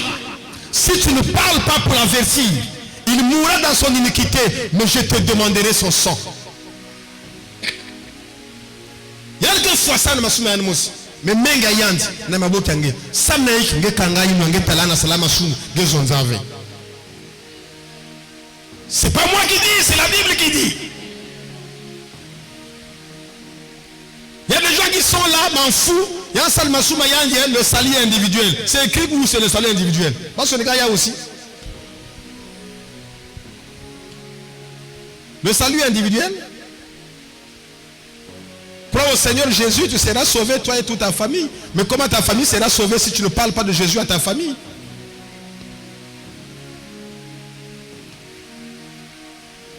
Non, le salut n'est pas individuel, il est collectif. Dieu appelle des communautés. Amen. Quand Dieu appelle un homme, il établit sur une communauté afin qu'il soit le berger d'une communauté. Sinon, pourquoi on doit être là sur le salut individuel? J'ai mon salut, je reste dans ma maison, je prie chez moi. Le salut n'est pas individuel, il est collectif. La responsabilité du sacrificateur est sur ses épaules. C'est pour dire que c'est une responsabilité collégiale. Voilà pourquoi on la porte sur l'épaule. Alléluia. Beaucoup de gens vont rendre compte. De toutes les façons, le salut individuel, le sang là tombera sur tes mains, bien-aimé, si tu refuses d'évangéliser.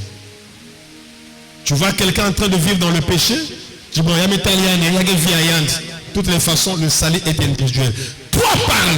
S'il refuse de t'écouter, c'est son problème avec Dieu. Mais si tu as parlé, il t'a écouté, gloire à Dieu, tu as sauvé une âme. Mais si tu n'as pas parlé, tu vas rendre compte devant Dieu. Ça m'a qui nous ont dit. Et même quelqu'un, vous avez vu le jeune homme riche en enfer, il a dit à Abraham, envoie Lazare. Quelqu'un va te dire, hé la soeur, quartier,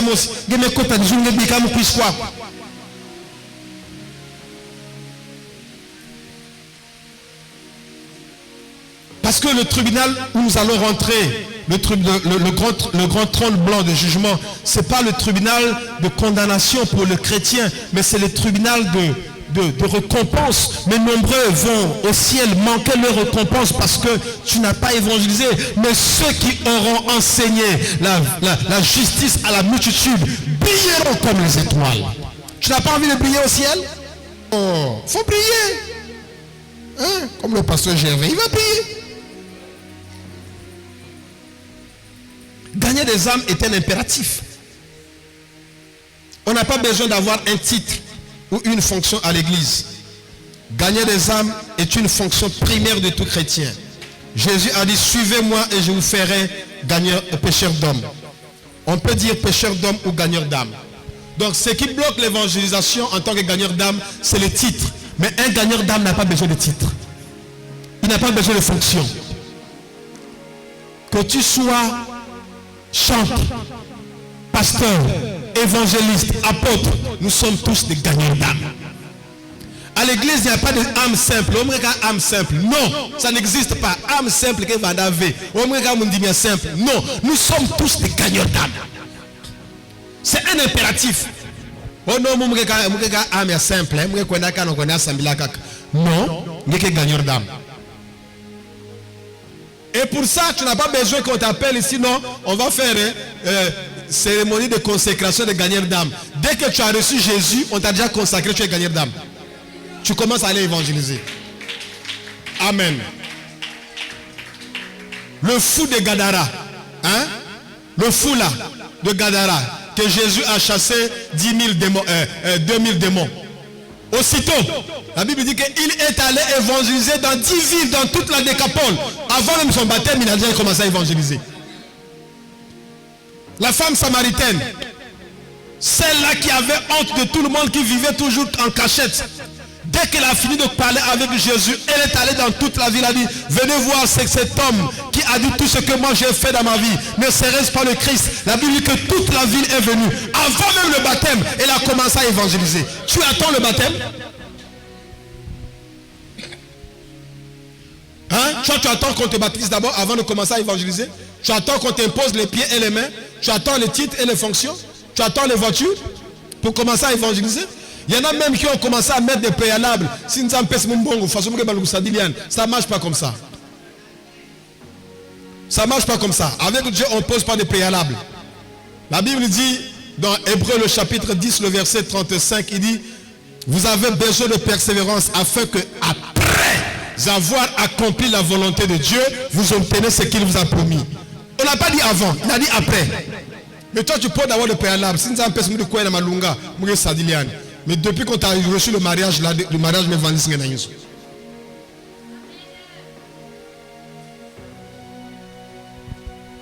Donc, être gagnant d'âme, c'est un impératif. Le gagnant d'âme est appelé à faire quoi? Quelles sont les tâches? Quelles sont les tâches qu'un gagnant d'âme doit faire? Donc, un gagnant d'âme, tu n'es pas obligé d'être un prédicateur au pupitre. Que tu connais prêcher ou pas, tu es gagnant d'âme. Amen. Amen. Oh.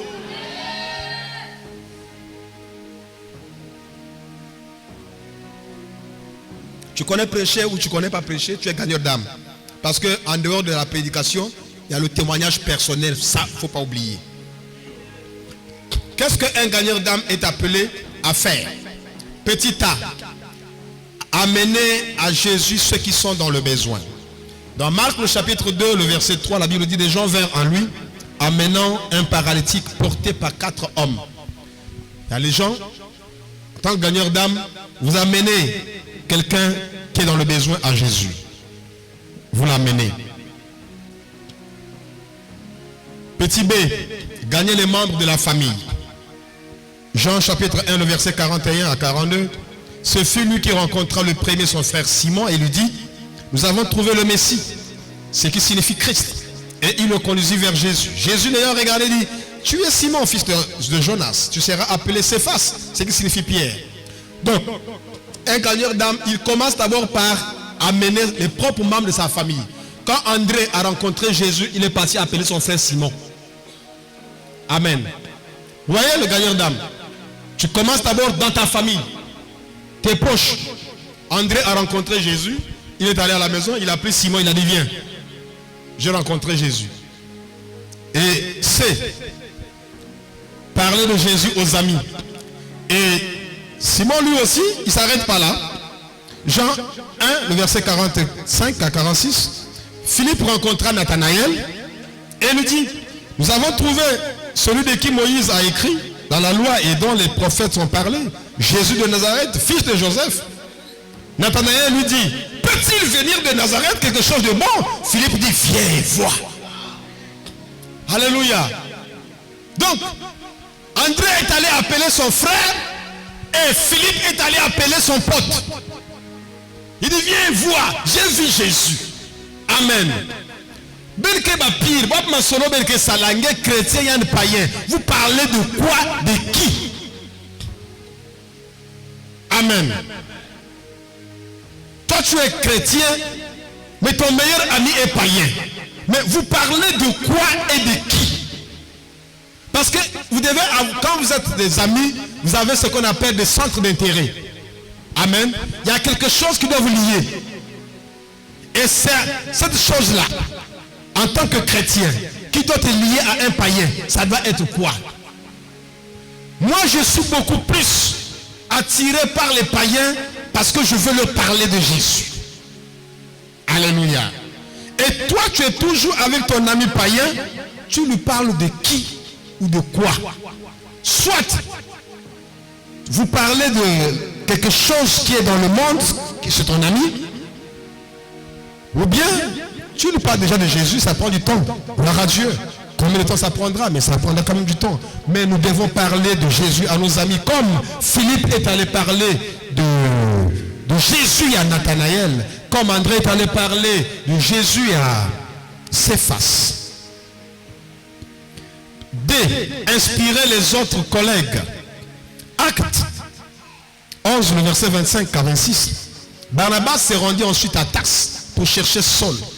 Et l'ayant trouvé, il l'amena à Antioche. Pendant toute l'année, ils se réunirent aux assemblées de l'église. Ils enseignèrent beaucoup de personnes. C'est fut à Antioche que pour la première fois, les disciples furent appelés chrétiens. Il faut inspirer les autres. Sans Barnabas, Paul ne serait pas le grand apôtre que nous avons connu. Amen. C'est Barnabas qui a coaché ce frère. C'est Barnabas qui l'a amené auprès des apôtres. C'est Barnabas qui l'a amené à Antioche. C'est Barnabas qui a commencé à le pousser et qui l'a inspiré.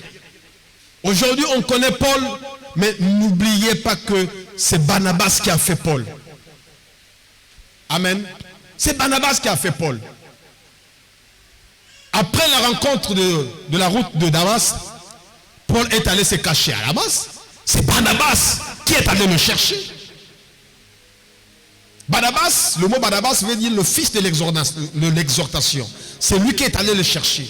C'est lui qui l'a amené à Jérusalem pour le présenter aux apôtres. Il dit, le frère là, n'ayez plus peur de lui. Il s'est converti. C'est Barnabas qui l'a introduit. Amen. Quand tu reçois le Seigneur, ouvre la porte aux autres. Amen. Ouvre ton carnet d'adresse aux autres. L'œuvre de Dieu, c'est une œuvre de connexion. Amen. Tu te connectes à moi, je te connecte à quelqu'un, quelqu'un te connecte, et puis on se connecte et on crée un grand réseau de communication, et puis on gagne le monde entier. On ne va pas en solo, on va en équipe. L'évangélisation, c'est un travail de collaboration. Ce n'est pas un travail de compétition, mais c'est un travail complémentaire.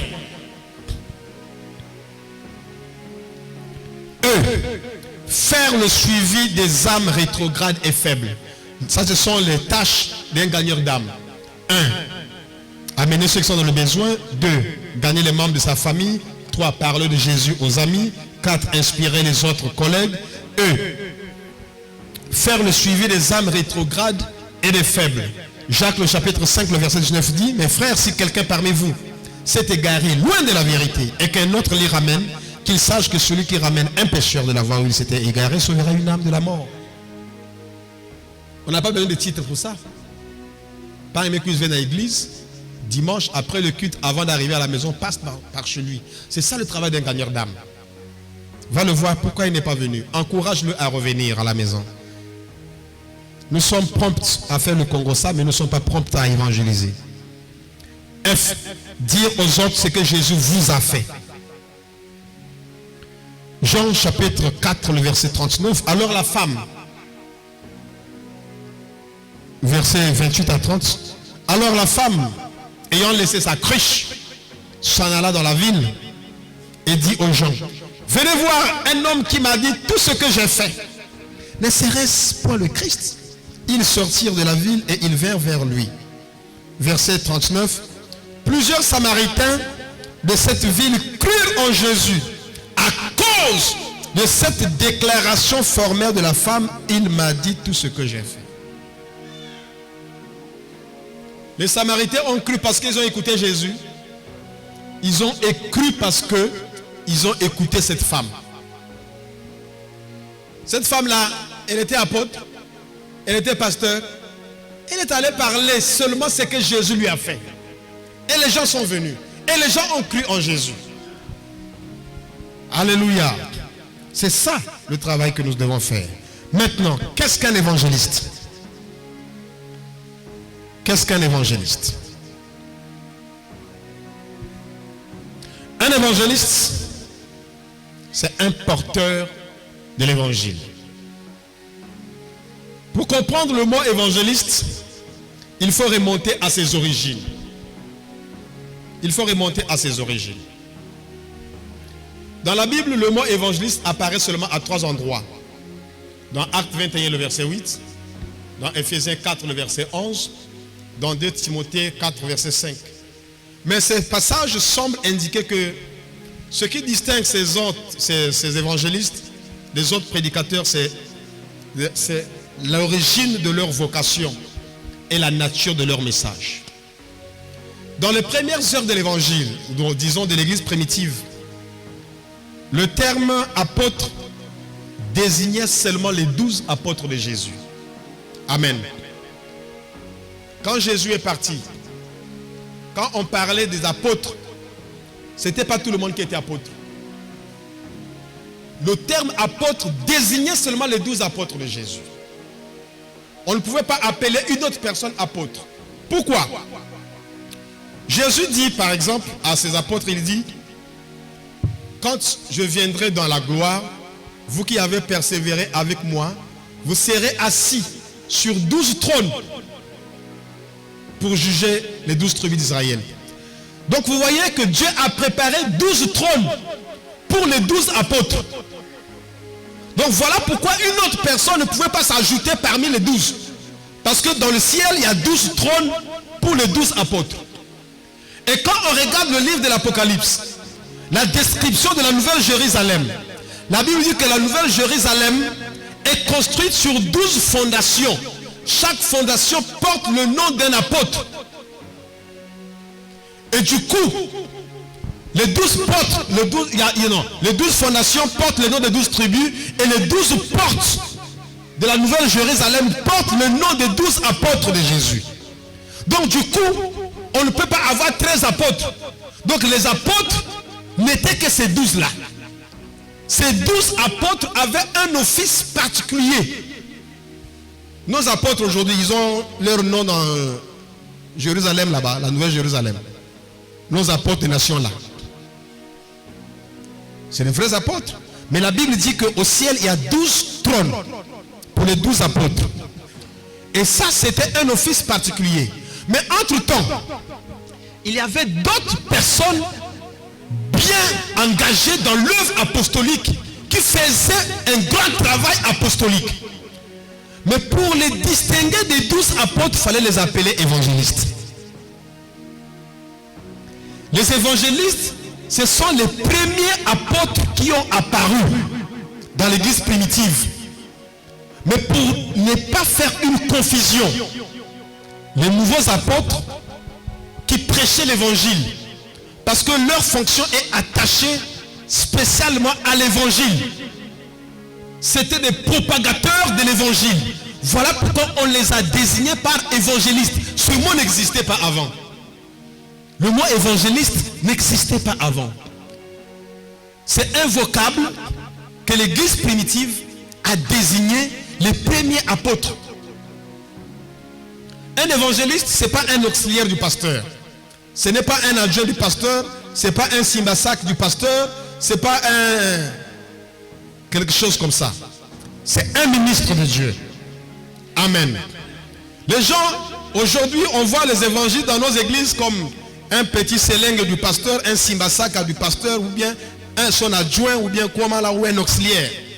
C'est un évangéliste, c'est un ministre de Dieu, entièrement attaché au sacerdoce, au même titre que le quintuple ministère, c'est-à-dire les 5 ministères de l'Éphésiens 4. Mais plus tard, lorsque l'Église s'est épanouie, on a compris que le terme apôtre ne devait pas seulement revenir aux 12, et que d'autres apôtres, comme Paul, pouvaient émerger. Lorsque l'apôtre Paul définit l'apostolat, il ne donne pas la définition de l'apostolat par rapport à l'apostolat de Pierre. mais il donne une définition de l'apostolat par rapport à son apostolat à lui. Par rapport à son apostolat à lui. Mais en réalité, lorsque nous voyons l'apôtre Paul, Paul c'est le modèle biblique par excellence de l'évangéliste. Je ne connais pas un autre évangéliste qu'on peut mieux situer que l'apôtre Paul, qui lui seul a évangélisé l'Asie et l'Europe à son époque. Nous allons le voir un peu plus tard. En général, l'évangéliste est un itinérant.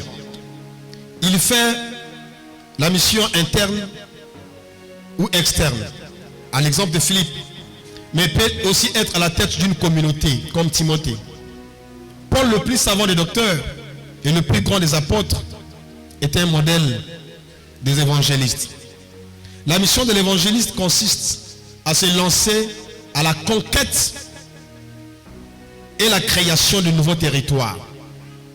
Il organise les communautés instituées par l'imposition des mains, comme la Bible nous dit dans 1 Timothée 5, 22. Les nouveaux responsables, il institue les responsables des églises. Aujourd'hui, le mot évangéliste désigne une catégorie des hommes ou des femmes qui se sentent appelés au ministère particulier du salut des âmes. Donc, la restriction qu'il y avait au début de l'église primitive s'est étendue aujourd'hui. Nous avons aujourd'hui des personnes bien engagées dans l'œuvre de l'évangélisation. Un évangéliste, c'est un ministre d'évangile. Bien que tous les ministres sont des gagneurs d'âmes, mais tous les gagneurs d'âmes ne sont pas des ministres de Dieu. Amen. Dans Luc chapitre 1, le verset 2, suivant ce que nous ont transmis, ceux qui ont été des témoins oculaires dès le commencement et sont devenus des ministres de la parole. Des gens là, au début, ils étaient qui? Des témoins oculaires. Amen. Et par la suite, ils sont devenus des ministres de la parole. Nous avons dit que tous les gagneurs d'âmes sont des témoins. Amen. Mais ces témoins peuvent devenir des ministres, c'est-à-dire des évangélistes. Donc la différence entre un gagneur d'âme et un évangéliste, c'est que le gagneur d'âme, c'est tout chrétien. Mais un évangéliste, c'est un ministre de l'évangile. Comme Dieu dira à Paul, lève-toi, tiens-toi sur tes pieds, car je te suis apparu pour t'établir ministre et témoin. Nous avions défini l'évangélisation comme, en français facile, comme étant le témoignage. Et nous avons vu ici que des gens qui étaient des simples témoins oculaires sont devenus par la suite des ministres de l'évangile. Donc le mot évangéliste est entièrement lié aux évangiles. C'est vrai que le terme ou bien la vocation existait déjà dans l'Ancien Testament. Dans l'Ancien Testament, c'est ce qu'on appelait le héros. Le héros. Le héros avec A-U-T à la fin. Un héros. Someone that can herald. C'est lui qui marche avant le roi pour annoncer à haute voix l'arrivée d'une autorité qui arrive. C'est ça le rôle du héros. Il venait. Rassemblez-vous! Le roi arrive! Venez, rassemblez-vous! Le roi est en train d'arriver! Le roi arrive! C'était le rôle d'un héros dans l'Ancien Testament. Il annonçait l'arrivée d'une autorité à la place publique. Le rôle d'un héros. Et le héros aussi dans l'Ancien Testament, non seulement il annonçait l'arrivée d'une autorité, mais il avait comme une guérite placée sur le sommet, les lieux élevés de la ville, sur la montagne par exemple. Lorsque la ville était en guerre contre un pays voisin, il y avait un héros, une sentinelle qu'on mettait sur la montagne. Et lui, il devait annoncer la bonne nouvelle quand il voyait les soldats en train de revenir. Nos soldats sont de retour! Nous avons remporté la guerre! Nos soldats sont de retour! Voilà pourquoi on dit qu'ils sont beaux sur les montagnes des pieds de ceux qui annoncent la bonne nouvelle. Donc lui, il est resté seulement sur la montagne. Il regarde de l'autre côté. Quand il voit les soldats en train d'arriver avec des chants de triomphe, il sait que là, on a gagné. Il commence déjà à annoncer pour que dans la ville, on accueille les soldats qui arrivent avec joie. Et les gens sont là-bas. On sait qu'on a déjà gagné. Les femmes sont déjà en train de chanter. Saoul a tué ses 1000. David a tué ses 10 000. Parce que celui qui est sur la montagne a déjà annoncé que Goliath est tombé. Donc c'était le rôle d'un héros. Le héros, c'est quelqu'un qui annonçait la victoire. Et il pouvait aussi annoncer la débandade. Fuyez parce qu'on a perdu la guerre. Alors si tu ne veux pas fuir, tant pis pour toi. Oui, il a déjà annoncé.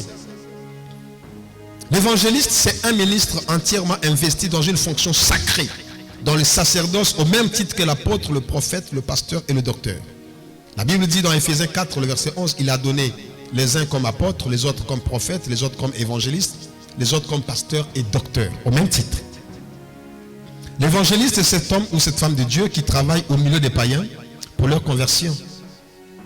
La déclaration suivante de Paul décrit littéralement l'action d'un évangéliste. Nous venons de lire ça tout à l'heure. Lorsqu'il a dit, tu es établi pour t'établir ministre et témoin, d'être ministre de Jésus parmi les païens, m'acquittant. Vous pouvez nous aider, frère, encore? Romains chapitre 5 et chapitre 15, excusez-moi. Ça, c'est l'apôtre Paul qui parle de son ministère. Romains chapitre 15, le verset 16 et 18. On saute. Vous lisez 16, vous sautez, vous lisez 18. Romains 15, verset 16. Le verset 16. D'être ministre de Jésus-Christ parmi les païens, m'acquittant du divin service de l'évangile de Dieu, afin que les païens lui soient une offrande agréable, étant sanctifiés par l'Esprit Saint. Voilà. Vous voyez le but d'un évangile. Il dit qu'il est ministre. Ministre de Jésus-Christ parmi les païens. Amen. Ça, c'est l'apôtre Paul qui parle. Il dit d'être ministre de Jésus-Christ parmi les païens, m'acquittant du divin service de l'évangile, afin que les païens lui soient une offrande agréable. Donc, l'évangéliste, la meilleure offrande que tu peux faire à Dieu, c'est de lui amener un païen. Amen. En tant que gagneur d'âme, en tant qu'évangéliste, en tant que serviteur ou servante de Dieu, la meilleure offrande que tu peux donner à Dieu, c'est de lui amener un païen. L'apôtre Paul dit, m'acquittant du divin service de l'évangile, afin que les païens lui soient une offrande agréable, étant sanctifiés par l'Esprit Saint. Aujourd'hui, les gens qui ont le plus besoin de l'évangile, c'est les païens. Mais les païens, c'est les gens que nous regardons comme des brebis galeuses. Alléluia. Alléluia. Maman, supposez que vous êtes marié. Votre mari, il est serviteur de Dieu. Ok, supposez que votre mari, il est pasteur. Un bon pasteur, comme le pasteur Gervais. Bon. Et un bon pasteur comme le pasteur Gervais est votre mari. Et dans ton quartier, il y a une femme que tout le monde connaît. Là, elle est prostituée, n'est-ce pas? Elle voit ton mari. Oh mon pasteur, je t'aime mon pasteur. Oh mon pasteur, mon doux pasteur, je t'aime. Elle embrasse ton mari. C'est beau?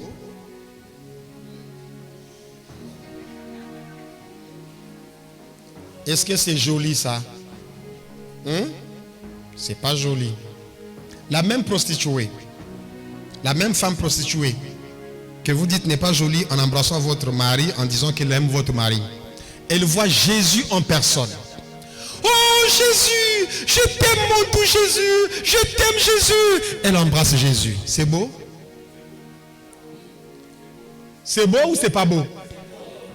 Et vous pensez que votre mari est plus saint que Jésus? Hein?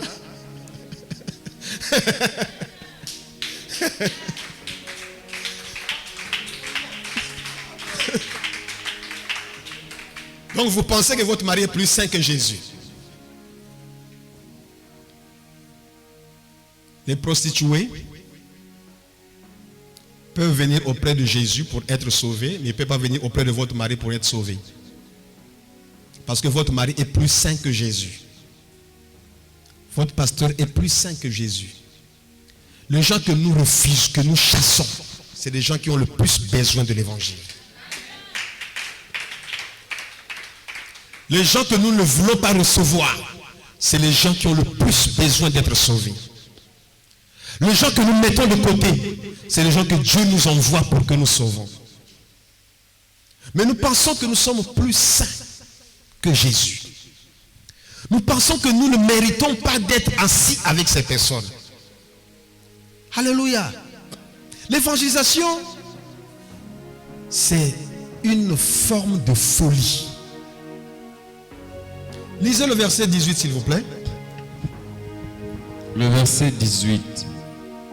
Car je n'oserais mentionner aucune chose que Christ n'ait pas faite par moi pour emmener les païens à l'obéissance. Je n'oserais mentionner des choses que Christ n'ait pas faites par moi pour amener les païens à l'obéissance. Donc moi, si je dois me glorifier, je ne dirais pas que non, l'église là est une grande église. C'est eux. Moi je parlerai de ce que Christ a fait au travers de moi dans la vie des païens. Qu'est-ce que Christ a fait au travers de toi qui a impacté la vie des païens? Est-ce que tu peux avoir un témoignage de combien de païens ont donné leur vie à Christ à cause de toi? Il dit, je ne mentionnerai pas d'autre chose. Je ne vais pas parler des autres, mais je parlerai de ce que Christ a fait au travers de moi. Verset 19. Le verset 19. Par la puissance des miracles et des prodiges, par la puissance de l'Esprit de Dieu, en sorte que depuis Jérusalem et les pays voisins jusqu'en Illyrie, j'ai abondamment répandu l'évangile de Christ. Abondamment répandu l'évangile de Christ depuis les pays voisins. Hey! Depuis les pays voisins jusqu'en Illyrie, j'ai abondamment répandu l'évangile de Christ. Abondamment. Donc abondamment. Il n'y a pas un quartier qu'on a laissé sans évangéliser. On a rempli, on a évangélisé partout. On doit rentrer partout. Nous devons posséder des territoires. Nous devons posséder des territoires. L'évangélisation, comme je vous dis tout à l'heure, là, ce qui nous empêche parfois d'évangéliser, c'est nos titres. Laissons d'abord nos titres de côté, allez évangéliser. Ici à Pont-Noir, à Sympathique, là, j'arrive avec le pasteur Victor. Il dit, pasteur, aujourd'hui, on va aller évangéliser. On rentre dans sa voiture, on va évangéliser. Tout juste à Sympathique, il y a une bretelle, comme une déviation comme ça, qui va sortir sur la voie d'en bas là-bas. Il y a un bar à côté. On rentre dans la voiture, je dis, on s'arrête ici. Il me dit, mais ici c'est un bar. Je dis, oui. Il dit, mais homme de Dieu, on fait quoi? Je dis, mais on va évangéliser. Mais là c'est un bar. Je dis, mais oui. On s'arrête. On sort. On rentre dans le bar. J'ai dit, on rentre dans le bar.